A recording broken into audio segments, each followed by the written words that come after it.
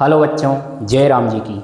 Menace study point के इस latest video में आप सभी का स्वागत। आज की क्लास में हम कक्षा 9 चैप्टर 7 जिसका नाम बच्चों त्रिभुज है, उससे संबंधित कुछ बेसिक बातें समझेंगे इस क्लास में।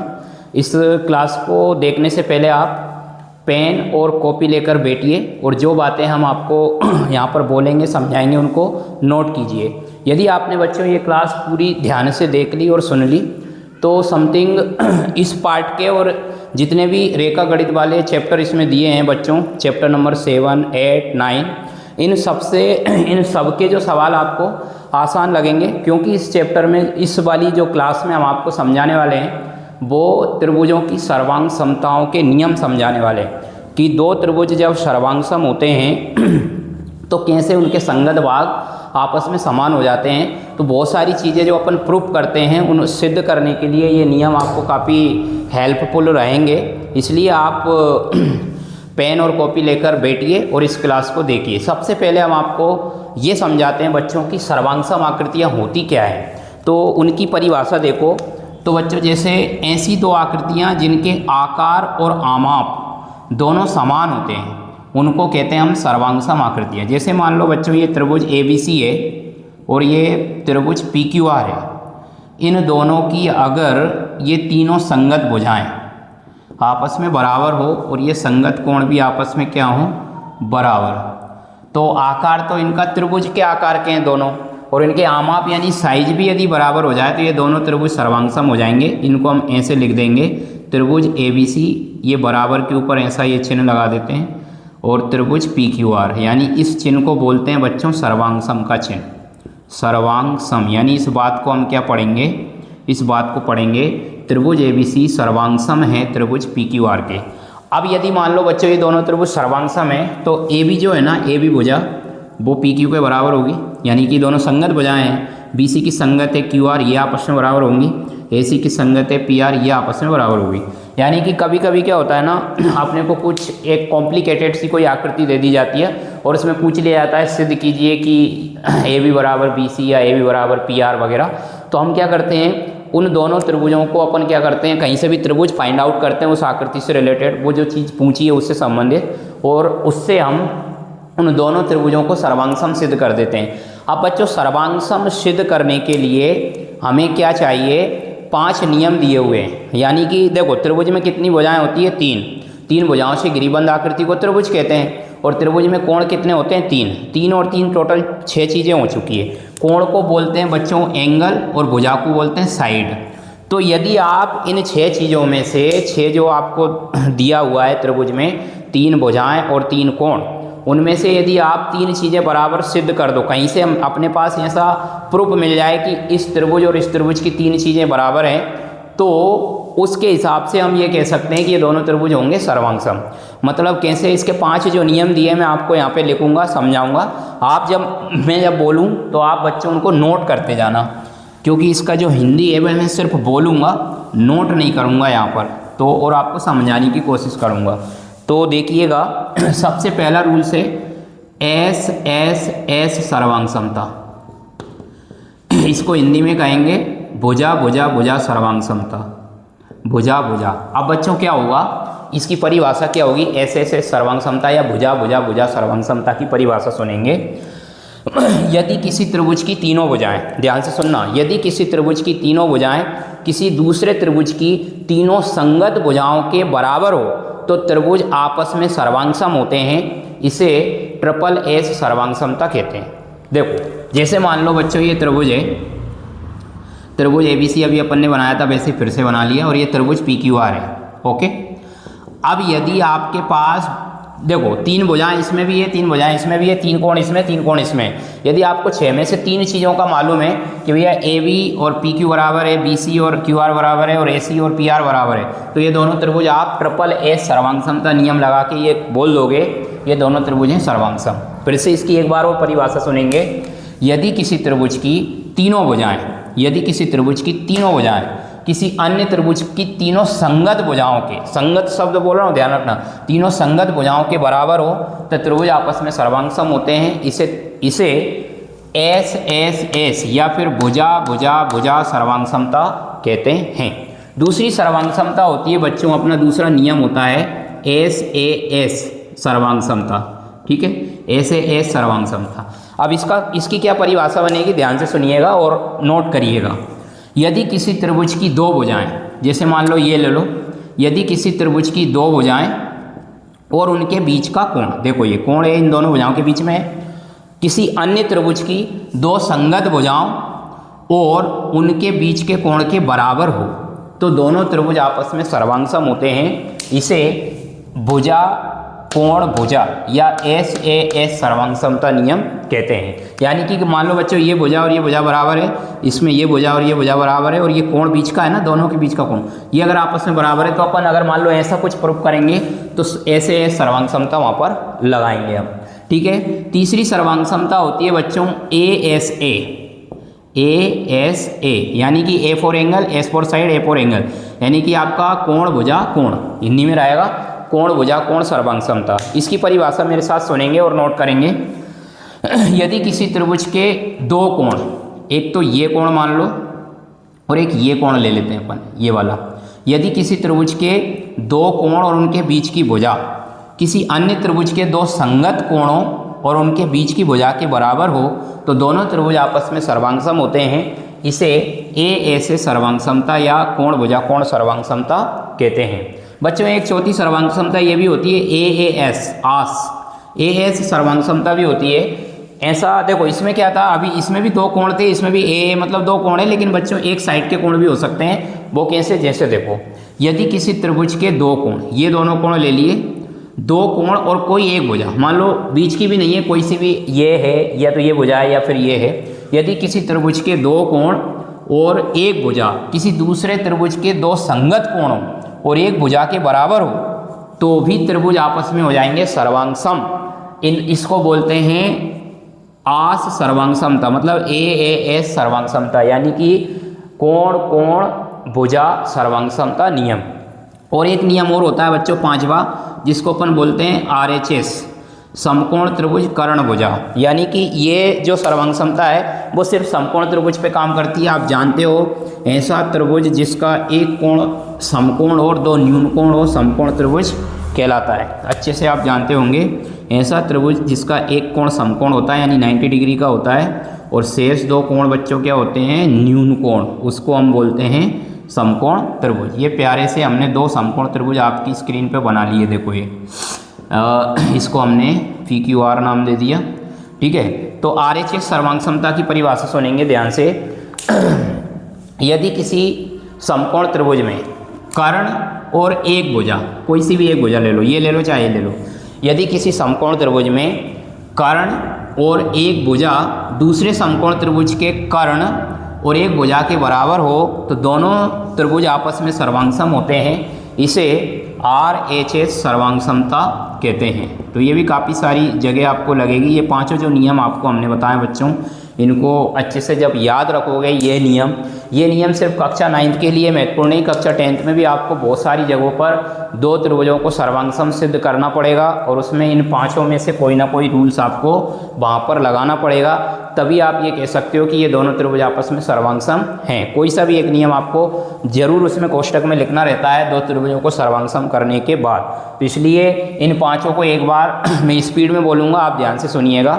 सबसे पहला जो नियम है SSS सर्वांग समता, एक त्रिभुज की तीनों भुजाएं दूसरे त्रिभुज की तीनों संगत भुजाओं के बराबर हो तो त्रिभुज आपस में सर्वांगसम होते हैं। इसे AAA सर्वांग समता नियम कहते हैं। उसके बाद SAS बोल रहा हूँ, एक त्रिभुज की दो भुजाएं एक त्रिभुज की दो भुजाएं और उनके बीच का कोण दूसरे त्रिभुज की दो संगत भुजाओं और उनके बीच के कोण के बराबर हो तो भी त्रिभुज आपस में सर्वांगसम होते हैं। इसे SAS सर्वांग समता नियम कहते हैं। फिर आता है बच्चों ASA, एक त्रिभुज के दो कोण और उनके बीच की भुजा किसी दूसरे त्रिभुज के दो संगत कोणों और उनके बीच की भुजा के बराबर हो तो त्रिभुज सर्वांगसम होते हैं। इसे ASA सर्वांग समता नियम कहते हैं। उसके बाद आता है AAS, आस सर्वांग समता कह सकते हैं शॉर्ट में। तो किसी त्रिभुज के दो कोण और एक भुजा दूसरे त्रिभुज के दो संगत कोणों और एक भुजा के बराबर हो तो भी त्रिभुज सर्वांगसम होते हैं। इसे आस सर्वांग समता कहते हैं। और लास्ट और अंतिम है बच्चों RHS सर्वांग समता। किसी समकोण त्रिभुज में, यहाँ पे फोकस करना, समकोण त्रिभुज बोल रहा हूँ मैं, किसी समकोण त्रिभुज में कर्ण और एक भुजा, एक तो कर्ण आप जानते ही होंगे, कर्ण होता है 90 डिग्री के सामने वाली भुजा को कर्ण कहते हैं बच्चों। समकोण के सम्मुख जो भुजा होती है उसको कर्ण बोलते हैं। तो शुरू से सुनो, किसी समकोण त्रिभुज में कर्ण और एक भुजा दूसरे समकोण त्रिभुज के कर्ण और एक भुजा के बराबर हो तो भी त्रिभुज आपस में सर्वांग सम होते हैं। इसको हम बोलते हैं RHS सर्वांग समता या समकोण त्रिभुज कर्ण भुजा सर्वांग समता।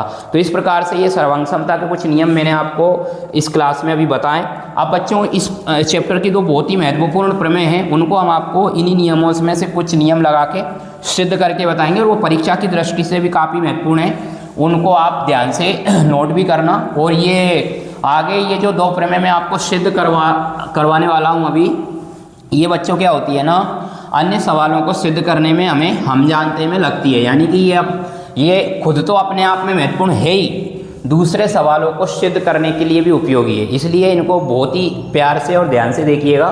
सबसे पहली प्रमेय है हमारी प्रमेय, जिसमें ये कहा गया है कि यदि मान लो कोई त्रिभुज है समद्विबाहु त्रिभुज, आप जानते होंगे ऐसा त्रिभुज जिसकी दो भुजाएं बराबर होती है समद्विबाहु त्रिभुज कहलाता है। तो किसी समद्विबाहु त्रिभुज में समान भुजाओं के सम्मुख कोण बराबर होते हैं, ये हमें सिद्ध करके बताना। मैं एक बार प्रश्न पढ़ रहा हूँ, आप नोट करना इसको।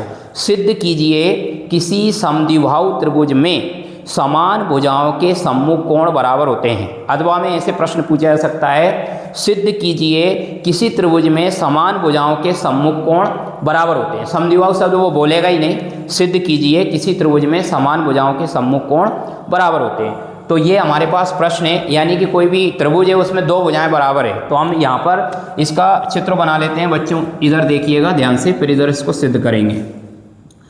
तो सबसे पहले ऐसी चीज़ों को प्रूफ करने के लिए हमें चित्र बनाना बहुत ज़रूरी है। तो ये हमने ना एक चित्र बना लिया, त्रिभुज बना लिया, जिसको ABC नाम दे दिया। इसमें हमें ना AB और AC मान लो ये दो बराबर भुजाएं दे रखी है। तो हमसे पूछा क्या है, AB के सामने का जो कोण है ना बच्चों वो कोण C है, और AC के सामने का कोण क्या है, कोण B है, और BC के सामने का A। इससे हमें कोई मतलब नहीं है, यानी कि कोण B और कोण C बराबर है, ये हमें प्रूफ करना है। और हमें दिया क्या है, AB और AC बराबर ही हमें दे रखा है। तो बच्चों इसमें हमें एक रचना भी करनी पड़ेगी। ये जो कोण A है ना, कोण A, यानी किसी चीज़ को सिद्ध करने के लिए कुछ एक्स्ट्रा काम भी हमें करना पड़ता है। तो कोण A का समद्विभाजक खींचेंगे अपन। समद्विभाजक मतलब दो बराबर भागों, यानी कोण A मान लो 60 है तो 30-30 डिग्री के दो हिस्से बन जाएंगे। तो ये हमने ना डॉट डॉट से एक रचना कर ली, और यहाँ पर हमने D नाम दे दिया, यानी कि जो कोण A का समद्विभाजक AD है ना वो खींच लिया, जो BC को D पर मिलता है। ठीक है, तो ये बात हम सबसे पहले किसी भी प्रमेय को जब बच्चों सिद्ध करते हैं तो सबसे पहले हेडिंग लगाते हैं दिया है। तो हम दिया है लिखेंगे, ध्यान से देखिएगा और नोट करिएगा। त्रिभुज ABC एक समद्विबाहु त्रिभुज है, समद्विबाहु त्रिभुज है, जिसमें आपको AB बराबर क्या दिया है, AC, यानी कि AB और AC दो भुजाएं बराबर है। उसके बाद हम हेडिंग लगाते हैं बच्चों सिद्ध करना है, सिद्ध करना है। तो हमें सिद्ध क्या करके बताना है, आप देखिएगा। कोण B बराबर कोण C, यानी कि अगर इस पूरे कोण का पूरा नाम लिखेंगे तो आप बोलोगे कोण ABC बराबर कोण ACB, आप ये जानते होंगे। उसके बाद हमने एक रचना की है बच्चों, आप देखो रचना में हमने क्या किया है, कोण A का जो हम करते हैं वही लिखते हैं रचना में। कोण A का समद्विभाजक AD खींचा, समद्विभाजक कोण A का समद्विभाजक क्या खींचा, AD, आप देख सकते हो AD खींचा। तो ये हमने खींच दिया। उसके बाद हमारी मेन हेडिंग होती है, यहाँ से सॉल्यूशन स्टार्ट होता है, उपपत्ति। ये सॉल्यूशन स्टार्ट होगा, यहाँ से हम ये सिद्ध करना शुरू करेंगे। अभी बच्चों देखो, मैंने अभी आपको थोड़ी देर पहले ये बताया कि अगर दो त्रिभुज सर्वांगसम होते हैं तो उनके संगत भाग बराबर होते हैं। इसको सर्वांगसम त्रिभुज संगत अवयव, शॉर्ट में CPCT कहते हैं। तो CPCT से हमारे पास मेन जो बड़ा त्रिभुज है वो तो ABC है, लेकिन आप इस AD की वजह से दो त्रिभुज और बन गए छोटे छोटे, जिसका नाम है देखो ADB एक त्रिभुज बन गया और ADC दूसरा त्रिभुज बन गया। तो बच्चों इन दोनों त्रिभुजों में क्या है, इन दोनों त्रिभुजों को यदि हम सर्वांगसम सिद्ध कर ले मान लो, तो देखो क्या है, इस त्रिभुज का ADB का जो कोण B है और ADC का जो कोण C है वो दोनों संगत हैं, यानी कि ये दोनों यदि ये और ये त्रिभुज सर्वांगसम होंगे तो कोण B और कोण C होंगे आपस में बराबर। और ये कोण B और कोण C बड़े त्रिभुज के भी, बड़े जो त्रिभुज है उसके भी वही कोण है, इसलिए ये आसानी से क्या हो जाएंगे, बराबर सिद्ध हो जाएंगे। यानी हमें काम क्या करना है, इस वाले त्रिभुज को और इस वाले त्रिभुज को सर्वांगसम सिद्ध करना है। और सर्वांगसम सिद्ध करने के लिए मैंने क्लास के स्टार्टिंग में आपको बताया था कि 6 में से यदि आपके पास 3 बातों का प्रूफ है कि 3 चीज़ें कोई सी बराबर है इसकी, तो वो सर्वांगसम होते हैं। तो इसमें देखो, अगर इस पर हम काम करेंगे तो देखो त्रिभुज ADB में AD और AD, ये जो AD भुजा है वो दोनों के लिए कॉमन है, एक ही है, तो AD बराबर AD उभयनिष्ठ भुजा से बराबर हो जाएगी। AB और AC जो है हमें दे रखा है सवाल में, AB बराबर AC है, तो वो वहाँ से सोल्व हो जाएगी। और उसके बाद बच्चों देखो, रचना से हमने कोण A का समद्विभाजक खींचा है, तो ये जो कोण है जिसका नाम है BAD बेड और CAD ये वाला और ये वाला जो एंगल है ये दोनों रचना से बराबर हो जाएगा। तो हमारे पास क्या लग जाएगा, ये भुजा, ये कोण और ये भुजा, यानी कि भुजा कोण भुजा बोले तो SAS सर्वांगसमता से ये दोनों त्रिभुज क्या हो जाएंगे, सर्वांगसम हो जाएंगे। और ये दोनों त्रिभुज यदि सर्वांगसम हो गए तो CPCT से कोण B बराबर कोण C हो जाएगा। और हम कह सकेंगे कि किसी भी त्रिभुज में समान भुजाओं के सम्मुख कोण बराबर होते हैं। ये बार बार आपको ये बात लगेगी कक्षा 9th और 10th में। तो आप मेरे साथ एक काम करते हैं, इन दोनों त्रिभुज को जिन भी त्रिभुजों को हमें सर्वांगसम करना रहता है ना बच्चों, उनको पहले सम्मान के साथ यहाँ लिख लेते हैं उत्पत्ति में, उन पे काम करेंगे हम। देखो लिखेंगे त्रिभुज ABD एवं त्रिभुज ABD से शुरू किया ना, तो यहाँ से ACD से करेंगे, ACD में इन त्रिभुजों पे काम करना है तो उनको यहाँ पर बिठा लिया। अब देखो इन दोनों में सबसे पहले हम AB बराबर AC को लिख देते हैं कोष्टक में। प्रूफ लिखना पड़ता है क्यों बराबर है, तो यहाँ पर लिखेंगे दिया है, ये हमें दिया है सवाल में। फिर हम लिखेंगे बच्चों AD बराबर AD, ये कहाँ से लाए हो, ये उभयनिष्ठ है, दोनों में कॉमन भुजा है, तो यहाँ पर कोष्टक में हम लिख देंगे उभयनिष्ठ भुजा। फिर बच्चों हम लिखेंगे कोण, ये जो कोण है ना ये इधर वाला जिसका नाम है BAD, यहाँ पे फिनिश हो रहा है तो कोण VAD। और ये जो कोण है कोण CAD, यानी कि जहाँ पर कोण बनता है उसको बीच में लेते हैं। इसका एक नाम और हो सकता है DAC, इसका भी एक नाम और हो सकता है इस वाले का DAB, कहीं से भी शुरू कर दो कोई फर्क नहीं पड़ेगा। तो कोण CAD लिख रहा हूँ मैं, कोण CAD ये रचना से बराबर है, कहाँ से है, रचना से।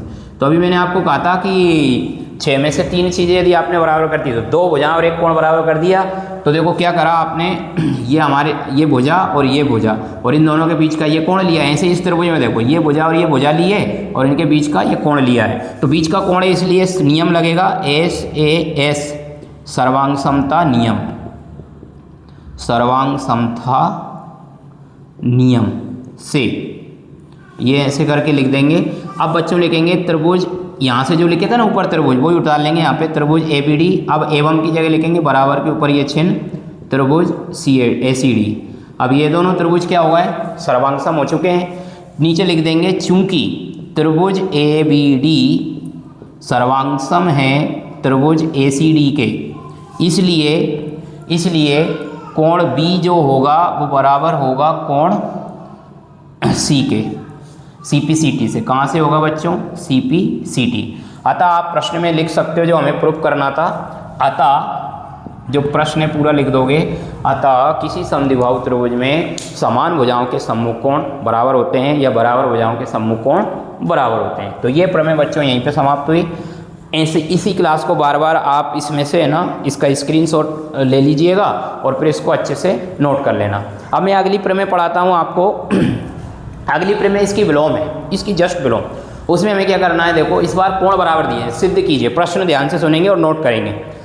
सिद्ध कीजिए कि किसी त्रिभुज में समान कोणों की सम्मुख भुजाएं बराबर होती है। यदि कोण बराबर है तो उनके सामने की भुजाएं बराबर होगी। बिल्कुल इसका जस्ट विलोम है। अभी फिलहाल हमें भुजाएं बराबर दे रखी थी, तो फिर से एक बार सुनो। सिद्ध कीजिए किसी त्रिभुज में समान कोणों की सम्मुख भुजाएं बराबर होती है। तो बस बच्चों इसके लिए भी हमें यही चित्र बना लेना है। बस अंतर क्या आएगा, ये जो डिज़ाइन बना रखी थी ये भुजाएं जो है ना वो बराबर नहीं है इस बार, तो इसको मैंने हटा दिया है ऐसे करके। और ये कोण बराबर है मेरे पास इस बार, तो इसमें मैंने डिज़ाइन बना दी कोणों की। तो इस बार में बस इतना, इसमें सेम ऐसे ही सिद्ध करेंगे।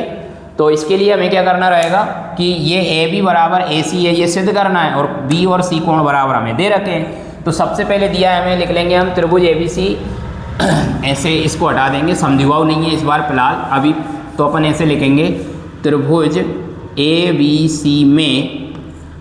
सी में कोण बी बराबर कोण सी, ये दे रखा है। ठीक है, सिद्ध करना है, सिद्ध हमें बच्चों करना है ए बी बराबर ए सी, और कोण ए का समद्विभाजक ए डी खींचा, रचना यही रहने दो, और इन्हीं दो त्रिभुजों पे काम करेंगे, त्रिभुज ए बी डी और त्रिभुज ए सी डी में।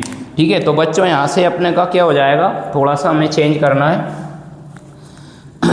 क्या चेंज करना है, देखो कोण बी बराबर कोण सी दिया हुआ है, कोण बी बराबर कोण सी दिया है, ए डी बराबर ए डी ओवनिष्ठ भुजा है ही, कोण बी ए डी बराबर कोण सी ए डी रचना से है ही, तो इसमें नियम चेंज हो जाएगा। सर्वांग समता कौन सी लग रही है, देखो ध्यान से देखिएगा, ये कोण लिया है हमने और एक ये कोण लिया है और ये वाली भुजा ली है, कोण कोण भुजा, इसके संदर्भ में भी देखोगे तो कोण कोण और भुजा, यानी कोण कोण भुजा नाम की जो सर्वांग समता होती है उसको बोलते हैं AAS, सर्वांग समता नियम से त्रिभुज ABD सर्वांग सम त्रिभुज ACD।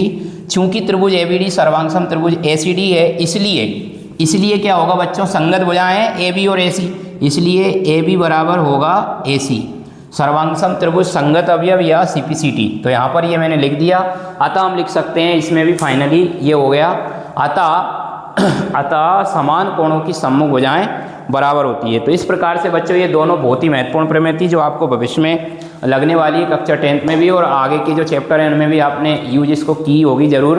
तो इस क्लास को एक दो बार और देखकर अच्छे से समझकर इसको ध्यान रखिएगा, और ये सारे जो मैंने नियम बताए बच्चों सर्वांग समता के वो बहुत महत्वपूर्ण हैं, उनको भी याद कर लीजिएगा। डायरेक्टली प्रश्न भी पूछा जाता है कि SSS सर्वांग समता लिखिए 2 नंबर में, ऐसे करके भी आपसे प्रश्न पूछा जाएगा। RHS सर्वांग समता किसे कहते हैं, इस प्रकार से कई सारा बहुत ही महत्वपूर्ण क्लास थी ये, छोटी सी मिनी क्लास। इस क्लास में मैंने आपको काफ़ी महत्वपूर्ण चीज़ें समझाने की कोशिश की। यदि आपको क्लास अच्छी लगी हो तो वीडियो को लाइक करिएगा, चैनल को सब्सक्राइब करिएगा और अपने दोस्तों से शेयर जरूर करिएगा। मिलते हैं अगली किसी क्लास में, तब तक के लिए जय हिंद जय भारत।